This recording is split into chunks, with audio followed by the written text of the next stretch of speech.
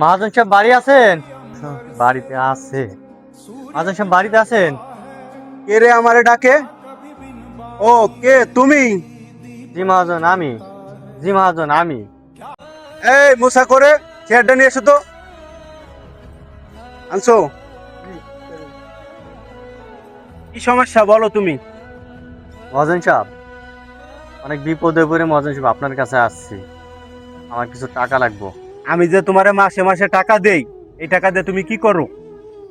মহাজন সাহেব আপনি যে আমার টাকা দেন, টাকা দিয়ে আমি কিছু টাকা সঞ্চয় করে ছাগল কিনছি, অনেক শখের ছাগল।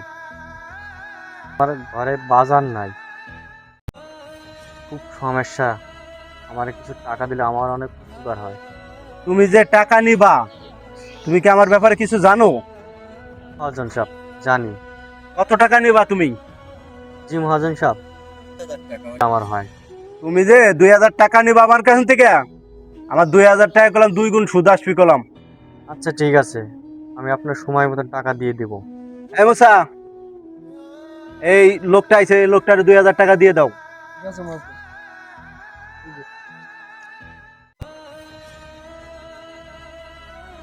এই মুসা, এই কই রে? কি হয়েছে মালিক?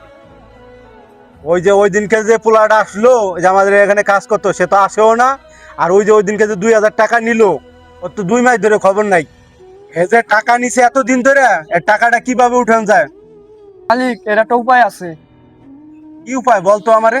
তার সুন্দর একটা ছাগল আছে, এই ছাগলটা যদি আইনে বাজারে বিক্রি করতে পারেন, সুদের টাকাতে ডাবল টাকা হয়ে যাবে।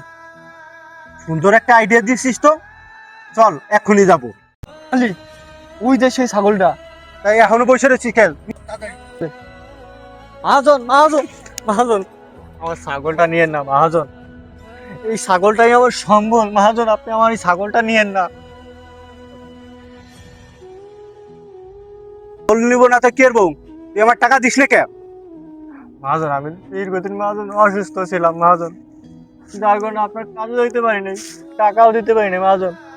আমি আপনারে 1 মাস আমার সময় দেন মহাজন, আমি 1 মাসের ভিতরে আপনার টাকাটা দিয়ে দেবো। মহাজন, ওর কথা শুনেন না, ছাগল নিয়ে চলেন। এই ছাগল নিয়ে চল। মহাজন মহাজন, আমার এই ছাগলটা নিয়েন না মহাজন, ওই ছাগলটাই আমার সম্বল কুম্বল মহাজন। ওই ছাগল ছাড়া আমার সংসার চলার অচল মহাজন, আপনি ছাগলটা নিয়েন না মহাজন। তোরে আমি একটা কথা কই, তুই আমার সুদের টাকা সব দিয়া, সব পরিচ্ছন্ন করে তারপর তুই আমার টাকা দিয়ে যা।